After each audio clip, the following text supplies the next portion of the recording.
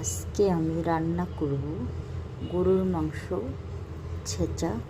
এটা ভাজা আমার শ্বশুর পছন্দ করতো, তাই তার পছন্দনীয় একটা খাবার আমি আজকে রান্না করব।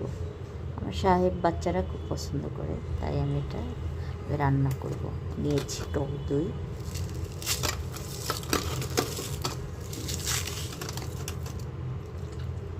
গরুর মাংস ছেঁচে নিয়েছি, পেঁয়াজ বাটা,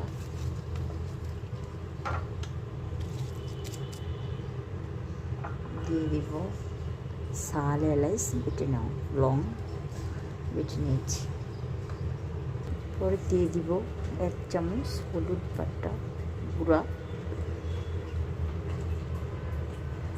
টেবিল চামচ মরিচের গুঁড়ো,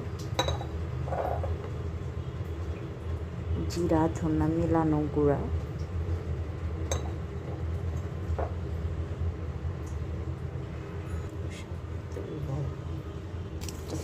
মাখিয়ে ম্যারিনেট করে রাখবো। মাখিয়ে পরে এটাকে রান্না করব। 1 ঘন্টা ম্যারিনেট করে রেখে দিব।